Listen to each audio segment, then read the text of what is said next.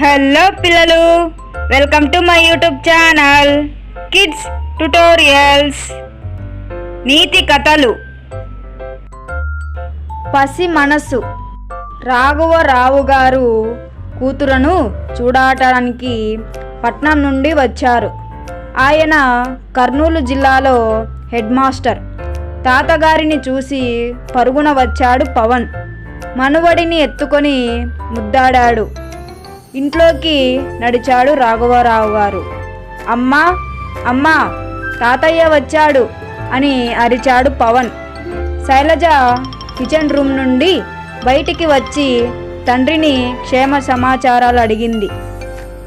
అనంతరం అల్లుడు గారింకా రాలేదా అడిగారాయన. ఆఫీస్ టైం అయిపోయింది కదా, వస్తుంటారు నాన్న అని చెప్పింది శైలజ. మనువడితో ఆడుకుంటూ కబుర్లలో పడ్డాడు రాఘవరావు గారు. తండ్రి కోసం పవన్ మనస్సు ఎదురుచూస్తూ ఉంది.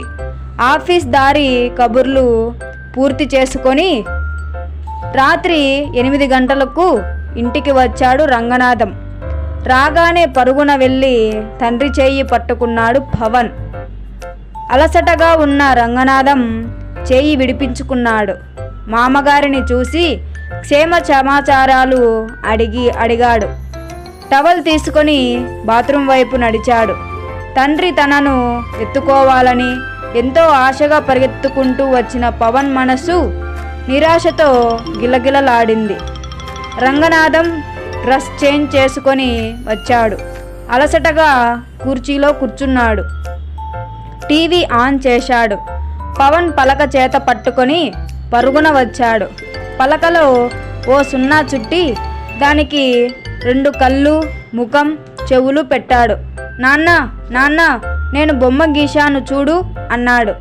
రంగనాథం టీవీ వైపు నుండే చూపు మార్చలేదు. పలకలోకి చూడకుండా ఈ బొమ్మలేంటి, వెళ్ళి ఏబిసిడీలు రాయ్ వెళ్ళు అన్నాడు చెంపలు నిమిరి.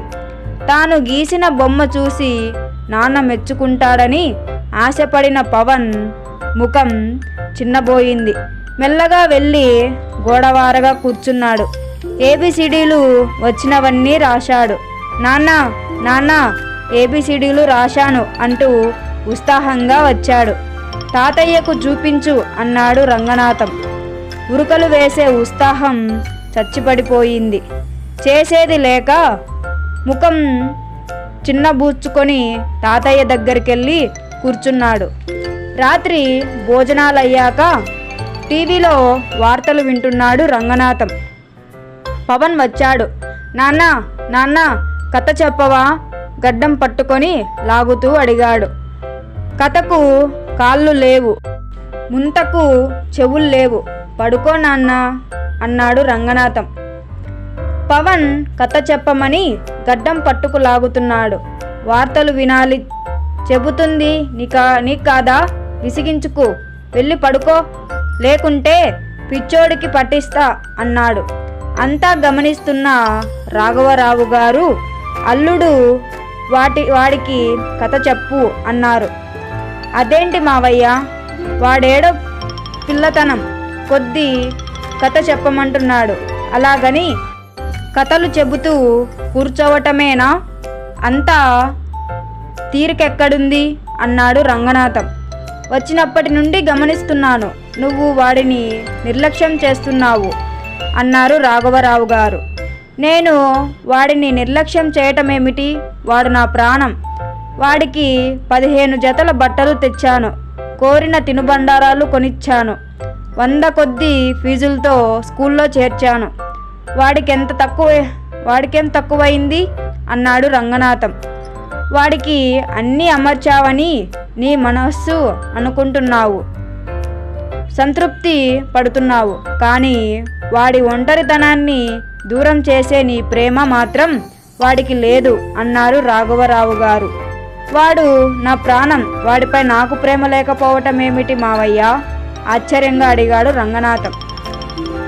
రాఘవరావు గారు అల్లుడి మాటలకు నవ్వి, పిల్లలకు తల్లిదండ్రులతో కబుర్లు చెప్పాలని ఉంటుంది, తాము రాసిన అక్షరాలు బొమ్మలు చూపి మెప్పొందాలని ఉంటుంది, కథలు వినాలని ఉంటుంది, తల్లిదండ్రులతో ఆడుకోవాలని ఉంటుంది.